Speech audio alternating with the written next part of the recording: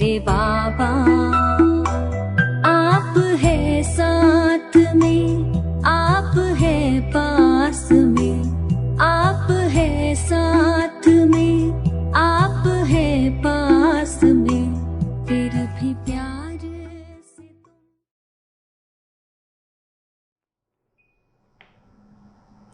ఓం శాంతి 3/9/2020 साकारवाणी।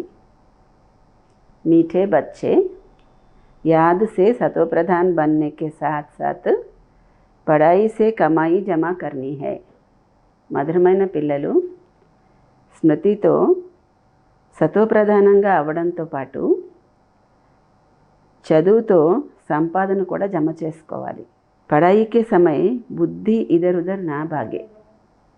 చదువుకునే సమయంలో బుద్ధి ఇటు అటు పరిగెట్టకూడదు। అంటే బాబా అభిప్రాయము, స్మృతి ద్వారా సతోప్రధానంగా అవుతారు, మరి చదువు అంటే జ్ఞానంతో సంపాదన జమ అవుతుంది, అందుకని చదువుకునే సమయంలో బుద్ధి అటు ఇటు పరిగెట్టకూడదు అని।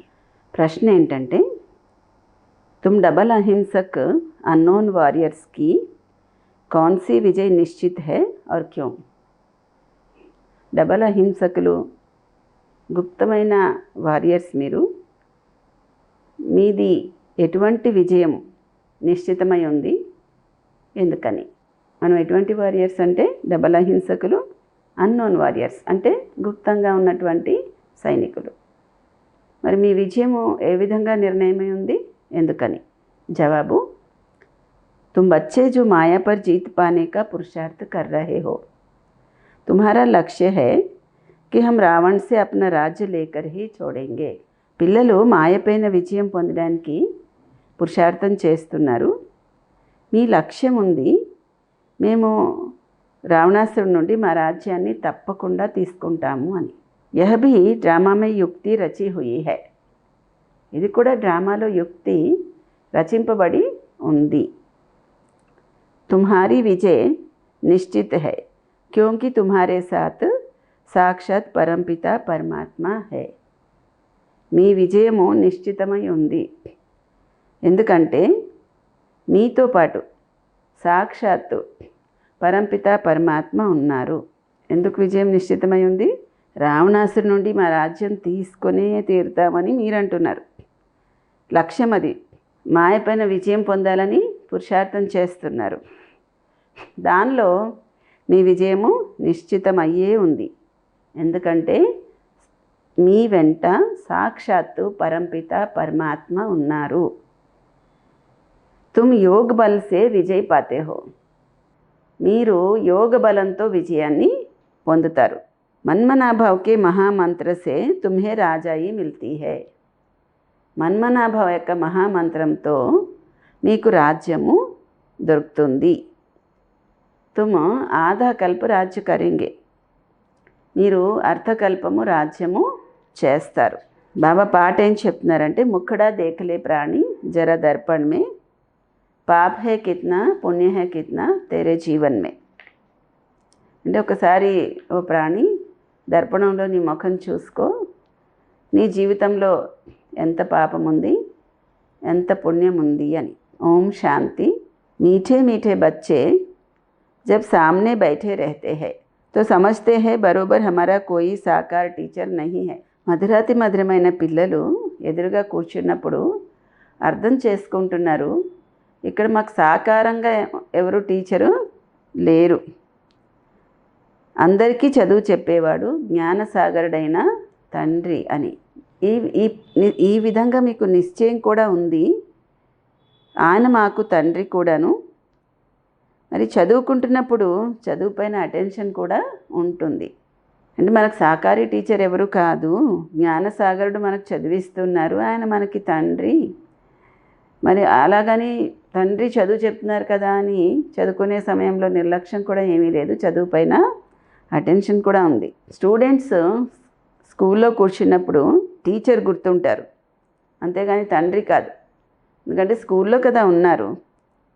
మీకు కూడా తెలుసు మన బాబా మనకి టీచర్ కూడాను, అలాగని పేరే పట్టుకోకూడదు కదా, ధ్యాస ఉండాలి, నేను ఆత్మ, బాబా దగ్గర వింటున్నాను అని. కానీ ఆ విధంగా జరగడం లేదు. ఏ విధంగా? చదువుకుంటున్నప్పుడు నేను ఆత్మ, బాబా ద్వారా నేను జ్ఞానం వింటున్నాను అన్న శ్రద్ధ ఉంటుందా? ఉండటం లేదు. నేను ఆత్మని అన్న స్మృతి కేవలం ఈ సంగమ యుగంలోనే ఉంటుంది. సత్యయుగంలో కానీ కలియుగంలో కానీ ఇంకెప్పుడు ఉండదు. ఒకసారి సంగమ యుగంలోనే బాబా వస్తారు. మీరు స్వయాన్ని ఆత్మగా భావిస్తారు. మన తండ్రి ఈ సమయంలో టీచర్ ఎందుకంటే చదివిస్తున్నారు. 2 పనులు చేయాల్సి వస్తుంది బాబాకి. తండ్రిగా కూడా వారసత్వాన్ని ఇస్తున్నారు, మరి టీచర్ అయ్యి చదువు కూడా చెప్తున్నారు. ఆత్మ చదువుకుంటుంది శివబాబా దగ్గర. ఇది కూడా యోగము. మళ్ళీ చదువు కూడాను. నేను ఆత్మను నా బాబా ద్వారా జ్ఞానం వింటున్నాను అన్న స్మృతి ఉండడం కూడా యోగము, మళ్ళీ చదువు కూడాను. చదువుకునేది ఆత్మ కదా, చదివించేవాడు పరమాత్మ. దీనిలో అయితే ఇంకా ఎక్కువ లాభమే ఉంది. ఎందుకంటే మీరు ఇప్పుడు బాబా దగ్గర సన్ముఖంగా ఉన్నారు. చాలామంది పిల్లలు చాలా చక్కగా స్మృతిలో ఉంటారు, కర్మాతీత స్థితికి కూడా చేరుకుంటారు. అది కూడా ఒక విధంగా పవిత్రత యొక్క శక్తి లభిస్తుంది. మీకు తెలుసు శివ్ బాబా మనకి చదివిస్తున్నారు అని. ఇది మీకు యోగం కూడా, సంపాదన కూడా. ఆత్మే సతోప్రధానంగా అవ్వాలి కదా. మీరు సతోప్రధానంగా కూడా అవుతున్నారు, మరి బాబా నుండి ధనం కూడా తీసుకుంటున్నారు. తప్పకుండా స్వయాన్ని ఆత్మగా భావించాలి. బుద్ధి ఎటును పరిగెట్టకూడదు. ఇక్కడ కూర్చున్నారు అంటే బుద్ధిలో ఉండాలి. శివబాబా చదివించడం కోసము మనకి టీచర్ రూపంలో వచ్చారు అని. ఆయనే నాలెడ్జ్ఫుల్, మనకి చదివిస్తున్నారు. బాబాని స్మృతి చెయ్యాలి. స్వదర్శన చక్రధారులు కూడా మనం లైట్ హౌస్ కూడాను. ఒక కంట్లో శాంతిధామము, ఒక కంట్లో జీవన్ముక్తిధామము ఉంటుంది. అలాగని ఈ కళ్ళల్లో అని కాదు. మనం లైట్ హౌస్, ఒక కంట్లో శాంతిధామం, ఒక కంట్లో జీవన్ముక్తిధామము అంటే ఈ కళ్ళల్లో ఉంటాయనా? అలా కాదు. మనకు ఇవన్నీ చెప్పేది బాబా త్రినేత్రం గురించి. ఒక కంట్లో శాంతిధామము, ఒక కంట్లో జీవన్ముక్తిధామము అంటే స్మృతిలో ఉండాలని కదా. ఇప్పుడు ఆత్మలందరూ వింటున్నారు. శరీరం విడిచిపెట్టినప్పుడు ఆత్మలు ఈ సంస్కారాలే ఉంటాయి. ఇప్పుడు మీరు బాబాతో యోగము చేస్తున్నారు. సత్యయుగం నుండి మొదలుకొని మీరు వియోగిగా ఉండేవాడు. సత్యయుగంలో కూడా వియోగిగానే ఉన్నారు, బాబాతో యోగమేం లేదు. ఇప్పుడు మీరు యోగి అవుతున్నారు.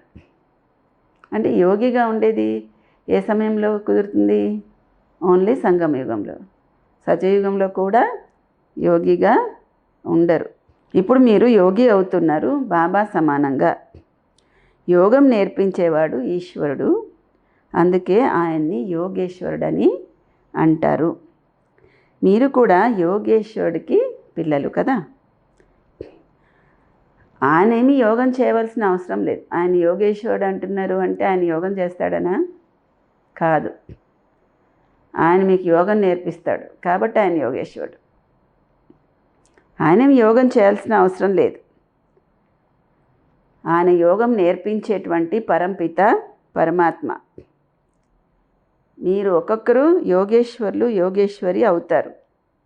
మళ్ళీ తర్వాత రాజరాజేశ్వరి అవుతారు. ఆయన యోగం నేర్పించేటువంటి ఈశ్వరుడు. ఆయన నేర్చుకోరు యోగం, మనకు నేర్పిస్తారు. కృష్ణుడు ఆత్మ ఈ అంతిమ జన్మలో యోగం నేర్చుకొని కృష్ణుడుగా అవుతుంది. అందుకే కృష్ణుని కూడా యోగేశ్వరుడని అంటారు. ఎందుకంటే ఆయన ఆత్మ ఇప్పుడు యోగము నేర్చుకుంటుంది. యోగేశ్వరుడి నుంచి యోగం నేర్చుకొని కృష్ణుడు ఆ ఉన్నత పదవి పొందుతారు. ఈయనకి బాబా బ్రహ్మ అని పేరు పెట్టారు. మొదట లౌకిక పేరు ఉండేది, తర్వాత మరజీవగా అయ్యారు. ఆత్మ బాబా పిల్లలుగా అవ్వాలి. బాబా పిల్లలుగా అయ్యారు అంటే ఇంకా పాత ప్రపంచంతో చనిపోయారని కదా అర్థము. మీరు కూడా బాబా ద్వారా యోగం నేర్చుకుంటున్నారు. ఈ సంస్కారాలతోనే మీరు శాంతిధామానికి వెళ్తారు. మళ్ళీ కొత్తగా మీ ప్రారంధం యొక్క పార్ట్ మొదలవుతుంది. ఇక్కడ యోగం నేర్చుకొని ఈ యోగం యొక్క సంస్కారాలతో శాంతిధామానికి వెళ్తారు. తర్వాత మీ ప్రారంధం యొక్క పార్ట్ మొదలవుతుంది. అక్కడ ఈ విషయాలన్నీ ఏమీ గుర్తుండవు. ఇవన్నీ ఇప్పుడు బాబా మీకు వివరిస్తున్నారు. ఈ పార్ట్ ఇప్పుడుతో పూర్తయిపోతుంది. మళ్ళీ కొత్తగా మొదలవుతుంది, కొత్త పార్ట్ మొదలవుతుంది. బాబాకి సంకల్పం వచ్చింది నేను వెళ్ళాలి అని. బాబా కూడా చెప్తారు కదా, నాకు సంకల్పం వచ్చింది, నేను వస్తాను అని. వాణి చెప్పడం కూడా మొదలవుతుంది అని. బాబాకి వెళ్ళాలని సంకల్పం వచ్చింది, వస్తారు. వాణి కూడా చెప్పడం మొదలవుతుంది. అక్కడైతే పూర్తిగా శాంతిలోనే ఉంటారు. తర్వాత డ్రామా అనుసారం ఆయన పార్ట్ జరుగుతుంది. ఈ సృష్టిలో అవతరించిన తర్వాత రావాలి అని సంకల్పం అయితే ఆయనకి వస్తుంది కదా, ఇక్కడ వచ్చి పాత్ర చేస్తారు. మీరంతా ఆత్మలు కూడా వింటున్నారు. నంబర్ వార్ పురుషార్థానుసారము కల్పపూర్వంలాగే వింటున్నారు. రోజు వృద్ధి పొందుతూ ఉంటారు. ఒక రోజు వస్తుంది మీకు చాలా పెద్ద పెద్ద రాయల్ హాల్స్ కూడా దొరుకుతాయి. అందులో పెద్ద పెద్ద వాళ్ళు కూడా వస్తారు. అందరూ కలిసి కూర్చొని వింటారు. రోజుకి షాహుకారులు కూడా పేదవాళ్ళు అవుతూ ఉంటారు. అలాంటి ఆపదలు రానున్నాయి. రోకలిధార అంత వర్షం పడుతుంది, పంటలన్నీ నీళ్ళలో మునిగిపోతాయి. ప్రకృతి ఆపదలు కూడా వచ్చేదే ఉంది, వినాశనం కూడా జరగవలసే ఉంది. ఇవన్నీ ప్రకృతి యొక్క ఆపదలు. బుద్ధి కూడా ఒప్పుకుంటుంది వినాశనం తప్పకుండా అవుతుంది అని. అటువైపు అంతా వినాశనం కోసము బాంబ్స్ తయారయ్యాయి. ప్రకృతి ఆపదలు అవన్నీ ఇక్కడ తన పని చేస్తాయి వినాశనం కోసం. అలాంటి పరిస్థితులలో కూడా చాలా ధైర్యం కావాలి. అటు సైడ్ ఏమో వినాశనం కోసం బాంబ్స్ తయారయ్యాయి, ఇక్కడ కోసమేమో ప్రకృతి ఆపదలు వినాశనం చేస్తాయి. అందులో కూడా చాలా ధైర్యం కావాలి. అంగదుడు ఉదాహరణ ఉంది కదా, అంగదుడిని ఎవరు కదిలించలేకపోయారని. మరి ఆ స్థితి పక్కాగా తయారు చేసుకోవాలి, పక్కా చేసుకోవాలి. నేను ఆత్మను అని దేహం యొక్క భ్రాంతి విడిపోతూ ఉండాలి. సత్యయుగంలో ఆటోమేటిక్గా సమయం వచ్చినప్పుడు శరీరాన్ని విడిచిపెట్టేస్తారు, సాక్షాత్కారం అవుతుంది. ఇప్పుడు మనం కూడా ఈ శరీరాన్ని అంటే అక్కడ ఏం సాక్షాత్కారం అవుతుంది? ఇప్పుడు నేను ఈ శరీరాన్ని విడిచిపెట్టేసి వెళ్ళి మళ్ళీ చిన్న పిల్లవాడిగా జన్మ తీసుకుంటాను అని సాక్షాత్కారం అవుతుంది. ఒక శరీరాన్ని వదిలేసి వెళ్ళి వేరొక శరీరము తీసుకుంటారు. అక్కడ సత్యయుగంలో శిక్షలు అలాంటివన్నీ ఏమీ ఉండవు. మీరు రోజుకి ఆ కొత్త ప్రపంచానికి దగ్గరగా వస్తూ ఉంటారు. బాబా అంటారు, నాలో ఏ పాత్ర నిండి ఉందో అది తెరుచుకుంటూ ఉంటుంది. పిల్లలకి చెప్తూ ఉంటాను. తర్వాత తండ్రి పాత్ర పూర్తయిపోతుంది, మీది కూడా పూర్తయిపోతుంది. బాబా పాత్ర పూర్తయిపోతే మన పాత్ర కూడా పూర్తయిపోతుంది కదా. తర్వాత మీది సత్యయుగం యొక్క పార్ట్ మొదలవుతుంది. ఇప్పుడు మీరు మీ రాజ్యం తీసుకోవాలి. ఈ డ్రామా చాలా యుక్తిగా తయారై ఉంది. ఈ గుహ్యమైన విషయాలన్నీ అందరూ అర్థం చేసుకోలేరు. మీరు మాయపైన విజయాన్ని పొందుతారు. దీనికి టైం కూడా పడుతుంది. వాళ్ళైతే ఒకవైపు అనుకుంటారు మేము స్వర్గంలో ఉన్నామని, ఈ ప్రపంచం సుఖధామంగా తయారైపోయిందని అనుకుంటారు. మరొక వైపు ఏమో భారతదేశం యొక్క గతి ఏమైందో చూడండి అని భగవంతుడిని పాటలు పాడతారు. మీకు తెలుసు, ఏం తెలుసు? ఇది సుఖధామంలాగా తయారవ్వలేదు, ఇంకా చాలా తమ ప్రధానంగా అయిపోయింది అని మీకు తెలుసు. డ్రామా అనుసారము తమో ప్రధానంగా కూడా తీవ్రంగా అయిపోతూ ఉంటారు. మీరేమో ఇప్పుడు సతోప్రధానంగా అవుతున్నారు. ఇప్పుడు దగ్గరగా వెళ్తూ ఉన్నారు. ఎక్కడికి దగ్గరగా? కొత్త ప్రపంచానికి దగ్గరగా వెళ్తూ ఉన్నారు. ఆఖరికి విజయం అయితే మీకు వచ్చేదే ఉంది. హాహాకారాల తర్వాత జయ జయధ్వానాలు జరుగుతాయి. నేతి నదులు ప్రవహించాలి కదా. అక్కడ నెయ్యి అలాంటివన్నీ కొనుక్కునే పని ఉండదు. మరి ఎలా వస్తుంది? అందరికీ ఎవరికి వాళ్ళకి పాడి ఉంటుంది, కొనుక్కోవడాలు అలాంటివి ఉండవు. బాబా కూడా అదే చెప్తున్నారు. అందరి దగ్గర వాళ్ళవి ఫస్ట్ క్లాస్ ఆవులు ఉంటాయి, నెయ్యి కొనుక్కోవడాలు అలాంటివి ఉండవు అంటున్నారు. మీరు ఎంత ఉన్నతంగా అవుతారు. మీకు తెలుసు, వరల్డ్ హిస్టరీ జాగ్రఫీ మళ్ళీ తప్పకుండా రిపీట్ అవుతుంది. బాబా వచ్చి వరల్డ్ హిస్టరీ జాగ్రఫీని రిపీట్ చేస్తారు. అందుకే బాబా అన్నారు, మీరు రాయండి, వరల్డ్ హిస్టరీ జాగ్రఫీ ఎలా రిపీట్ అవుతుందో వచ్చి అర్థం చేసుకోండి అని రాయండి అని చెప్తారు బాబా. సెన్సిబుల్ అయిన వాళ్ళు అంటారు, ఇప్పుడు ఐరన్ ఏజ్ ఉంది కదా, మరి తప్పకుండా గోల్డెన్ ఏజ్ కూడా రిపీట్ అవుతుంది అని అంటారు విని.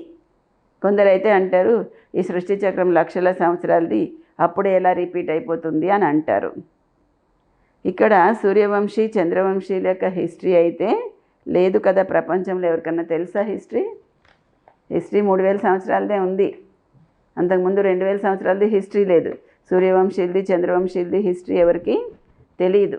అంతిమం వరకు ఈ చక్రం ఎలా రిపీట్ అవుతుంది అవన్నీ కూడా ఏమీ తెలీదు.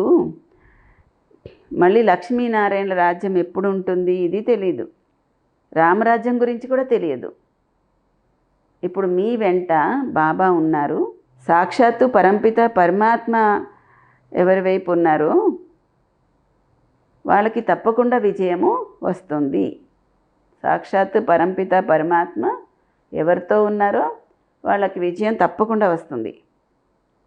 బాబా ఏమీ హింస చేయించట్లేదు కదా. ఎవరైనా చంపడమో చేయడమో అంటే హింస. అన్నిటికంటే పెద్ద హింస కామకటారిని ఉపయోగించడం. ఇప్పుడు మీరు డబల్ అహింసకులుగా అవుతున్నారు. అక్కడ ఉన్నదే అహింస, పరమో దేవి దేవతా ధర్మము. అక్కడెవరు గొడవలు పెట్టుకోరు, వికారాలకి వశం అవ్వరు. ఇప్పుడు మీది యోగ బలము. కానీ దీన్ని అర్థం చేసుకోని కారణంగా శాస్త్రాల్లో అసురులు దేవతల యుద్ధమని రాసేశారు. అహింస గురించి అయితే ఎవరికి తెలియదు కదా. ఈ విషయాలు మీకు కూడా తెలుసు, మీకే తెలుసు. మీరు ఇన్కాగ్నిటో వారియర్స్ అంటున్నారు బాబా. ఇన్కాగ్నిటో వారియర్స్ అంటే గుప్తంగా ఉన్నటువంటి సైన్యము, సేన. Unknown but very well known. ఎవరికి తెలియనటువంటి సైనికులు కానీ బాగా తెలిసినవాడు. మిమ్మల్ని ఎవరైనా వారియర్స్ అని అనుకుంటారా? మీ ద్వారా అందరికీ మన్మనాభవ యొక్క సందేశము దొరుకుతుంది. ఇది మహామంత్రము. మనుషులు ఈ విషయాల్ని అర్థం చేసుకోరు. సత్య త్రేతాయుగాలలో ఇవన్నీ ఉండవు. మంత్రంతో మీరు రాజ్యాన్ని పొందారు, ఇంకా తర్వాత మంత్రంతో పని లేదు. మన్మనాభవ మంత్రంతో రాజ్యాన్ని పొందారు, పొందిన తర్వాత ఇంకా మంత్రంతో పని లేదు. మీకు తెలుసు మనం ఏ విధంగా ఈ సృష్టి చక్రంలో తిరిగి వచ్చాము అని. ఇప్పుడు మళ్ళీ బాబా మనకి మహామంత్రము ఇస్తారు. మళ్ళీ అర్థకల్పము రాజ్యము చేస్తాము. ఇప్పుడు మీరు దైవీ గుణాలు ధారణ చెయ్యాలి, చేయించాలి. బాబా సలహా ఇస్తారు, మీ చార్ట్ రాసుకున్నట్లయితే మీకు చాలా మజా వస్తుంది అని. రిజిస్టర్లో కూడా గుడ్, బెటర్, బెస్ట్ అని ఉంటుంది కదా. స్కూల్లో ఇస్తారు కాండక్ట్ సర్టిఫికెట్. అందులో గుడ్, బెటర్, బెస్ట్ అని రాస్తారు. మనకి కూడా తెలుస్తుంది మన చాట్ ఎలా ఉంది, మన చాల్ చలన్ నడవడి ఎలా ఉంది అని మనకు కూడా తెలుస్తుంది కదా. ఎవరైనా చక్కగా చదువుకుంటే, కొందరు చక్కగా చదువుకుంటారు, కొందరికి అంతగా అటెన్షన్ ఉండదు, వాళ్ళు ఫెయిల్ అవుతారు మరి. కానీ ఇది బేహద్దు చదువు. బాబా టీచర్ కూడాను, గురువు కూడాను కదా. కలిసే ఉన్నారు కదా. మనకి తండ్రి, టీచర్, గురువు కలిసే ఉన్నారు కదా. ఈ ఒక్క తండ్రి మాత్రమే మనకి చెప్తారు, మీరు మరజీవ అవ్వండి అని. మీరు స్వయాన్ని ఆత్మగా భావించి తండ్రిని స్మృతి చెయ్యండి. బాబా అంటారు, నేను మీకు తండ్రిని, బ్రహ్మ ద్వారా రాజ్యాన్ని ఇస్తాను. ఈయన కేవలం మధ్యవర్తి మాత్రమే. మీరు ఈయనతో యోగం చేయకండి, ఈయన్ని స్మృతి చేయకండి. ఇప్పుడు మీ బుద్ధి ఎవరితో జోడింపబడి ఉండాలి? ఈయన ద్వారా మీకు రాజ్యాన్ని ఇస్తాను, కానీ ఈయన మధ్యలో మధ్యవర్తి మాత్రమే, మీరు ఈయనతో కాదు యోగం చేయవలసింది అని చెప్తున్నారు బాబా. ఇప్పుడు మీ బుద్ధి ఎవరితో జోడింపబడి ఉంది? ఆ పతులకు పతి శివుడు ప్రియుడితో జోడింపబడి ఉంది, అంతేనా? ఇప్పుడు మీ బుద్ధి పతులకు పతి అయిన శివుడు ప్రియుడితో జోడింపబడి ఉంది. ఈయన ద్వారా శివబాబా మిమ్మల్ని తన వాళ్ళుగా చేసుకుంటారు. స్వయాన్ని ఆత్మగా భావించి నన్ను స్మృతి చెయ్యండి అని చెప్తారు. మనము ఆత్మ పాత్ర పూర్తి చేశాము. ఇప్పుడు బాబా దగ్గరికి మన ఇంటికి తిరిగి వెళ్ళిపోవాలి. ఇప్పుడైతే మొత్తం సృష్టి తమో ప్రధానంగానే ఉంది. పంచతత్వాలు కూడా తమో ప్రధానంగానే ఉన్నాయి. సత్యయుగంలోనైతే అన్నీ కొత్తవే ఉంటాయి. ఇక్కడ చూడండి, వజ్ర వైడూర్యాలు కూడా ఏమీ లేవు. చెప్తున్నారు కదా, వజ్రం గనులన్నీ కూడా ఖాళీ అయిపోతున్నాయి, బంగారం గనులు ఖాళీ అయిపోతున్నాయి అని చెప్తున్నారు కదా. అప్పుడు ఉన్నలాంటి వజ్ర వైడూర్యాలు అవన్నీ అయితే ఇప్పుడు ఏమీ లేవు. మరి సత్యయుగంలో ఎలా వస్తాయి? ఇప్పుడు ఏమీ లేవు, ఖాళీ అయిపోయినాయి. సత్యయుగంలో ఎలా వస్తాయి? గనులన్నీ ఇప్పుడు ఖాళీ అయిపోయాయి, అవన్నీ మళ్ళీ నిండిపోతాయి. ఎలా నిండిపోతాయి అంటే, ప్రకృతి ఆపదలు వచ్చి అతలాకుతలం చేస్తుంది కదా, చేసి అన్నీ సెట్టింగ్ చేసేసుకుంటుంది. ఓ పక్క వినాశనం చేసేస్తుంది, ఇంకో పక్క కొత్త ప్రపంచానికి కావాల్సినలాగా అన్ని గనుల్ని వాటిని అన్నిటినీ తయారు చేసేస్తుంది ప్రకృతి. గనులన్నీ తవ్వి తీసుకొస్తారు కదా. మీరు ఆలోచించండి, అన్ని కొత్త వస్తువులే ఉంటాయి కదా సత్యయుగంలో. బాబా కూడా చెప్తారు కదా, అక్కడ ప్రతిదీ కొత్తదే ఉంటుంది అని. అక్కడ లైట్ కూడా న్యాచురల్గా ఉంటుంది. ఇక్కడ సైన్స్ ద్వారా ఇక్కడ నేర్చుకుంటూ ఉన్నారు కదా, అక్కడ ఇవన్నీ పనికొస్తాయి. ఇప్పుడు చూడండి, సోలార్ లైట్స్ కనిపెట్టారు. ఈ సోలార్ లైట్స్ సత్యయుగంలో పనికొస్తాయి. ఇంకా కరెంటు అదంతా కాకుండా పగలపూట సూర్యుడి ద్వారా వెలుగు వస్తుంది, రాత్రిపూట కూడా సూర్యుడి ద్వారానే వెలుగు వస్తుంది. న్యాచురల్గా ఉంటుంది అన్నమాట. ఇంకా రిఫైన్ అవుతూ ఉంటుంది కదా సైన్స్ కూడా. ఇప్పుడు సౌరశక్తితో లైట్స్ ఏర్పాటు చేస్తున్నారు, కానీ సూర్యుడు ఉన్నప్పుడు ఉన్న వెలుగులాగా లేదు ఆ లైట్స్తో. ముందు అది కూడా తయారు చేస్తారేమో. న్యాచురల్గా ఉంటుంది అక్కడ సత్యయుగంలో అంటున్నారు కదా బాబా. సైంటిస్టులు కనిపెట్టేవన్నీ కొత్త కొత్త రిఫైన్ సాధనాలన్నీ ఎవరి కోసము? సత్యయుగి దేవతల కోసము. హెలికాప్టర్ ఆగుతుంది, ఎక్కడైనా కూడా ఆపొచ్చు, బటన్ నొక్కగానే వెళ్ళిపోతుంది. మళ్ళా నిన్న ఎక్కడో న్యూస్లో చూశాను, జపాన్ వాళ్ళు ఒక కారు కనిపెట్టారంట, అది ఎగురుతుందంట. కారు గాల్లో నడిపించవచ్చండి. ఇక్కడ కింద ఉందనుకోండి, అలా గాల్లో పైకి లేస్తుంది, ఎక్కడికి వెళ్ళాలంటే అక్కడ వెళ్తుంది, మళ్ళీ ఎక్కడ దిగాలంటే అక్కడ దిగుతుంది. అలా సత్యయుగంలో కూడా హెలికాప్టరు అలాగ ఉంటుంది. ఇప్పటివరకు మనకి హెలికాప్టర్ అన్న పేరే తెలుసు. ఆ గాలిలో ఎగిరే కారుకి ఇంకేమన్నా పేరు పెడతారేమో. ఏమీ కష్టం ఉండదు సత్యయుగంలో. అక్కడ అన్నీ ఫుల్ ప్రూఫ్ ఉంటాయి. మషిన్లు అవన్నీ పాడైపోవడాలు అలాంటివి ఉండవు అక్కడ. ఇంట్లో ఉన్నవాళ్ళు సెకండ్లో ఎక్కడికైనా కూడా స్కూల్కి వెళ్ళొచ్చు, విహారానికి వెళ్ళొచ్చు, ఎక్కడికైనా వెళ్ళిపోవచ్చు. ప్రజలకైతే కొద్దిగా తక్కువ సాధనాలు ఉంటాయి. మహారాజా మహారాణికి ఉన్నంత సాధనాలు ప్రజలకు ఉండకపోవచ్చు, కొద్దిగా తగ్గుతాయి. మీకోసమైతే అక్కడ కొత్త ప్రపంచంలో అన్ని సుఖాలు ఉంటాయి. అకాల మృత్యువులు అనేవి అస్సలు ఉండవు. మరి పిల్లలు ఎంత అటెన్షన్ పెట్టాలి. మాయది కూడా చాలా తీవ్రత ఉంది కదా. ఇది ఇప్పుడున్నదంతా కూడా మాయ యొక్క అంతిమ షో అన్నమాట. కొద్దిగా చూపిస్తుంది కదా మాయ తన ఆర్భాటం అంతాను. అది చూసి మనం అనుకుంటాం, ఓహో ప్రపంచం స్వర్గం అయిపోయిందని. ఇదంతా అంతిమ ఆర్భాటము, అంతిమ షో అంటున్నారు బాబా. యుద్ధంలో చూడండి ఎంతమంది చనిపోతున్నారు. యుద్ధం ఆగడం లేదు. ఎక్కడ ఇంత పెద్ద ప్రపంచము, ఎక్కడ కేవలం ఒక చిన్న స్వర్గం ఉంటుంది. అక్కడ సత్యయుగంలో స్వర్గంలో ఏమైనా గంగా పతిత పావని అంటారా ఏంటి? భక్తి మార్గానికి సంబంధించిన విషయాలు ఏవి అక్కడ ఉండవు. ఇక్కడ గంగలో చూడండి, మొత్తం నగరంలో ఉండే మురికంతా గంగలోనే వదిలేస్తారు. బాంబేలో ఉన్న చెత్త అంతా పట్టుకెళ్ళి ఆ సాగరంలో కలిపేస్తారు. భక్తిలో కూడా మీరు పెద్ద పెద్ద మందిరాలు కట్టించారు. అంటే బాబా ఎందుకు అవన్నీ చెప్తున్నారంటే పతిత పావని అంటున్నారు, దాన్నే మురికిగా చేస్తున్నారని బాబా అభిప్రాయం. భక్తిలో మీరు పెద్ద పెద్ద మందిరాలు తయారు చేస్తారు. వజ్ర వైడూర్యాల యొక్క వైడూర్యాలన్నిటిది సుఖం ఉంటుంది కదా, పావు వంతు సుఖం ఉంటుంది. ఒక పావు వంతు ముప్పావు వంతు సుఖం ఉంటుంది, ఓ పావు వంతు దుఃఖం ఉంటుంది. భక్తి మార్గం మొదలైన కొత్తలో మొదట్లోనే మూడొంతులు దుఃఖం రాదు కదా, ఒక వంతు దుఃఖం మూడొంతులు సుఖం ఉంటుంది ద్వాపరయుగంలో భక్తి మొదలైనప్పుడు. అందుకని ఆలయాలు అవి కూడాను చాలా పెద్ద పెద్దగా కట్టిస్తారు. ఒకవేళ ద్వాపరయుగం మొదట్లోనే సగం సుఖము సగం దుఃఖం ఉంటే ఇంకా ఏంటి లాభం? ద్వాపరయుగం మొదట్లోనే సగం సుఖం సగం దుఃఖం కాదు. ద్వాపరయుగం మొదట్లో భక్తి మార్గం మొదలైనప్పుడు మూడొంతులు సుఖం ఒక వంతే దుఃఖం ఉంటుంది. భక్తి మార్గంలో కూడా మీరు చాలా సుఖీగానే ఉంటారు. తర్వాత మందిరాలు మొదలైనవన్నీ వచ్చి దోచుకున్నారు. ఎవరు? నాకు తెలుసు కదా ఎవరు దోచుకున్నారో. ఇతర దేశాల వాళ్ళందరూ వచ్చి దోచుకున్నారు. సతయుగంలో మీరు ఎంత షాహుకారుగా ఉండేవారు. పిల్లలకైతే చాలా ఖుషి ఉండాలి. మీ లక్ష్యం అయితే మీ ఎదురుగా ఉంది కదా. మమ్మ బాబాదైతే ఫిక్స్ అయిపోయి ఉంది, మీ భవిష్యత్తు కూడా ఫిక్స్ అయిపోయి ఉంది. అందుకని మీరు ఎంత ఖుషీగా ఉండాలి. ఖుషి లాంటి బలం ఇంకోటి లేదు. యోగంతోనే ఆయువు పెరుగుతుంది. ఇప్పుడు ఆత్మకి స్వయం యొక్క దర్శనము కలిగింది. మేము 84 జన్మల చక్రంలో వస్తాము అని తెలిసింది. అంత పార్ట్ మనము చేస్తాము. అందరూ ఆత్మలు యాక్టర్స్ కిందికి దిగిపోతారు.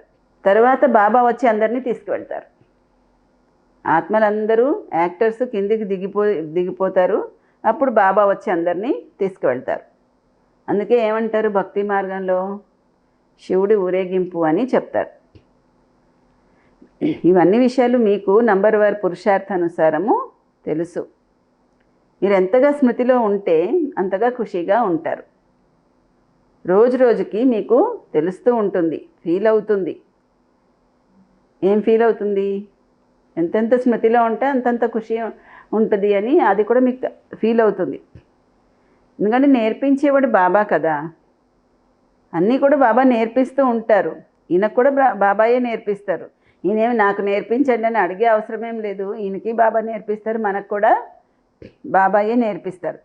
ఈయనేమి అడగరు. అడిగేది మీరు అడుగుతారు. ఏమన్నా ప్రశ్నలు ఉంటే బాబా జవాబు ఇస్తూ ఉంటారు, ఈయన కూడా వింటూ ఉంటారు. ఈయన యాక్టివిటీ చాలా వండర్ఫుల్గా ఉంది. ఈయన కూడా స్మృతిలో ఉంటారు. అంటే బ్రహ్మబాబా ఏం ప్రశ్నలు అడగరంట, పిల్లలు అడుగుతారు. పిల్లలకి బాబా సమాధానం చెప్తారు. బ్రహ్మబాబా కూడా వింటూ ఉంటారు. వినడం ఒక్కటే ఈయన పని. ఈయన కూడా బాబాని స్మృతి చేస్తారు. మళ్ళీ ఈయన తన అనుభవం కూడా చెప్తూ ఉంటారు. బాబా నాకు కూడా తినిపిస్తారు, నేను ఆయనకి నా రథాన్ని ఇస్తాను, ఆయన నా రథంలో వచ్చి ఉంటారు, అందుకని నాకు కూడా ఆయనే కదా తినిపిస్తారు అని నిన్న మురళీలో చెప్పారు కదా బాబా. అలాగా ఈయన రథంలో వస్తే నేను పక్కన మూల కూర్చొని ఉంటాను, నా ఈ రథానికి ఆయనే యజమాని, ఆ సమయంలో ఆయనే నాకు తినిపిస్తారు అని చెప్పారు కదా బ్రహ్మబాబా. అందుకని బ్రహ్మబాబా శరీరం అంటే హ్యూమన్ అశ్వమట, అంటే మానవ అశ్వము. అంటే మానవ శరీరాన్ని శివబాబా రథంగా తీసుకున్నారు. ఈ ఆలోచన ఉంటే కూడా శివబాబా స్మృతి ఉన్నట్లే. ఎవరికి? మనకు కాదు, బ్రహ్మబాబాకి. స్మృతి వల్లనే కదా లాభం ఉంది. బండారాలో భోజనం తయారు చేసినప్పుడు కూడా మేము శివబాబా పిల్లల కోసము భోజనం తయారు చేస్తున్నామని అనుకోవాలి. స్వయం కూడా శివబాబా పిల్లలైతే ఈ విధంగా స్మృతి చేస్తే ఇంకా లాభమే కదా. ఎక్కువగా పదవి ఎవరికి వస్తుందంటే స్మృతిలో ఉంటూ కర్మాతీత స్థితిని పొందేవాళ్ళకి, సర్వీస్ కూడా చేసేవాళ్ళకి. ఈ బాబా కూడా చాలా సర్వీస్ చేస్తారు కదా. ఈయనది బేహద్దు సర్వీస్, మీరేమో హద్దులో సర్వీస్ చేస్తారు. ఈ బాబా కూడా సర్వీస్ చేస్తారు, కానీ ఈయనది బేహద్దు సర్వీసు, మీది హద్దు సర్వీస్. సర్వీస్ వల్లనే ఈయనకి కూడా పదవి వస్తుంది. శివబాబా అంటారు ఇలా చేయండి ఇలా చేయండి అని. ఈయనకు కూడా బాబా సలహా ఇస్తారు. తుఫాన్లు అయితే పిల్లలకి వస్తాయి కదా. స్మృతి చేయకుండా కర్మేంద్రియాలు వశం అవ్వడం అనేది కొద్దిగా కష్టము. స్మృతి వల్లనే నావ తీరానికి చేరుతుంది. శివబాబా అంటారు, లేదా బ్రహ్మబాబా చెప్తారు. ఎవరు చెప్తున్నారో అర్థం చేసుకోవడం కష్టం. శివబాబా చెప్తున్నారా, బ్రహ్మబాబా చెప్తున్నారా అని. దీనికి చాలా సూక్ష్మ బుద్ధి కావాలి. ఈరోజంతా శివబాబా చెప్పారు, నిన్న బ్రహ్మబాబా చెప్పారు. ఏం చెప్పారు? నా శరీరంలోనే శివబాబా వస్తారు, నా శరీరం ఆయనకి ఇస్తాను, ఆయన వచ్చి నా పక్కన కూర్చుంటాడు, నేను మూలకుంటాను, ఆయనే యజమాని, ఆయన తినిపిస్తున్నాడు అనుకుంటాను, అయినా కూడా నేను స్మృతి మర్చిపోతున్నాను, అయితే పిల్లలకు కూడా ఇంకా కష్టం అవుతుంది కదా అని అనుకుంటాను అని. అది ఎవరు చెప్పారు? బ్రహ్మబాబా. ఈరోజు ఎవరు చెప్పారు? శివబాబా. అది పిల్లలకు తెలుస్తుంది కదా. ఇది అర్థం చేసుకోవడానికి కూడా చాలా సూక్ష్మ బుద్ధి కావాలి. अच्छा मीठे मीठे सिक्किलदे बच्चों प्रति मात पिता बाप दादा का याद प्यार और गुड मॉर्निंग. रूहानी बाप की रूहानी बच्चों को नमस्ते. मीठे मीठे रूहानी बाप दादा को रूहानी बच्चों की याद प्यार गुड మార్నింగ్ और నమస్తే. ధారణ పాయింట్స్. ఈ సమయంలో పూర్తిగా మరజీవ అవ్వాలి. చదువు చక్కగా చదువుకోవాలి. మీ చార్ట్ లేదా రిజిస్టరు చక్కగా పెట్టుకోవాలి. స్మృతిలో ఉంటూ కర్మాతీత స్థితిని పొందాలి. రెండో పాయింట్, అంతిమ వినాశనం యొక్క దృశ్యాన్ని చూడడానికి ధైర్యవంతులుగా అవ్వాలి. నేను ఆత్మను అని ఈ అభ్యాసంతో శరీర భ్రాంతి విరిగిపోవాలి. నేను ఆత్మను అనే అభ్యాసంతో ఏం చేయాలి? ఈ దేహభ్రాంతి విడిపోవాలి. వరదానం, ఎటువంటి భయంకరమైన సమస్యనైనా శీతలంగా తయారు చేసేటువంటి సంపూర్ణ నిశ్చయ బుద్ధి అవ్వండి. బాబా పైన ఎలాగ నిశ్చయం ఉందో అలాగే స్వయం పైన, డ్రామా పైన కూడా సంపూర్ణ నిశ్చయం ఉండాలి. స్వయంలో బలహీనత యొక్క సంకల్పం ఉత్పన్నమైతే బలహీనత యొక్క సంస్కారము తయారైపోతుంది. ఏమంటున్నారు? స్వయంలో బలహీన సంకల్పం ఉత్పన్నమవుతే బలహీనత యొక్క సంస్కారాలే తయారవుతాయి. అందుకే వ్యర్థ సంకల్ప రూపీ బలహీనత యొక్క క్రిములు మీలోకి ప్రవేశించనివ్వకండి. వ్యర్థ సంకల్పాలు రూపీ బలహీనత యొక్క క్రిముల్ని మీలోకి ప్రవేశించనివ్వకండి. దాంతోపాటు డ్రామాలు ఏ దృశ్యాన్ని చూస్తున్నా అలజడి యొక్క దృశ్యంలో కూడా కళ్యాణమే అనుభవం అవ్వాలి. వాతావరణము కదిలించేసేలా ఉన్నా కూడా, సమస్య భయంకరంగా ఉన్నా కూడా సదా నిశ్చయ బుద్ధి విజయీ అవుతే వికరాల సమస్య కూడా శీతలమైపోతుంది. స్లోగన్, బాబాతోనూ సేవతోనూ ప్రేమ ఉన్న వాళ్ళకి పరివారం నుండి ప్రేమ స్వతహాగా దొరుకుతుంది. బాబాతోనూ సేవతోనూ ప్రేమ ఉన్న వాళ్ళకి పరివారం యొక్క ప్రేమ స్వతహాగా దొరుకుతుంది. ఓం శాంతి.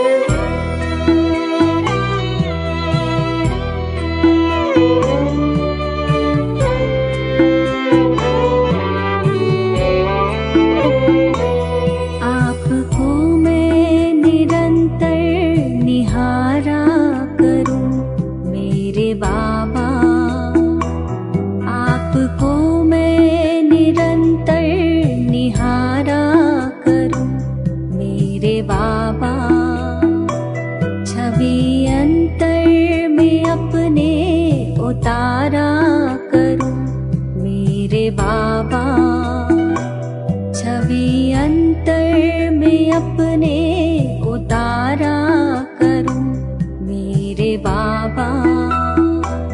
आप है साथ में, आप है पास में, आप है साथ में, आप है पास में, फिर भी प्यार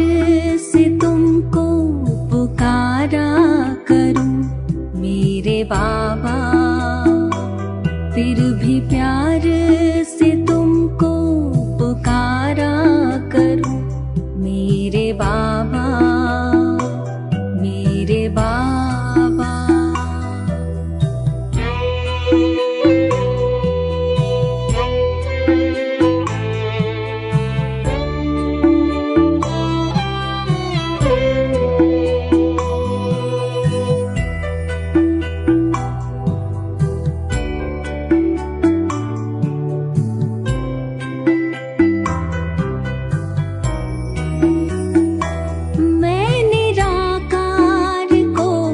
देखते देखते अब तो मैं भी निराकार होने लगी। ज्योति बिंदु मेरे आपके ध्यान में, देह दुनिया का मैं भान खोने लगी। देह दुनिया का मैं भान खोने लगी। आप यूं ही पधारे इस धाम में मेरे बाबा। मैं परम धाम में यूं पधारा करूं मेरे बाबा, मेरे बाबा।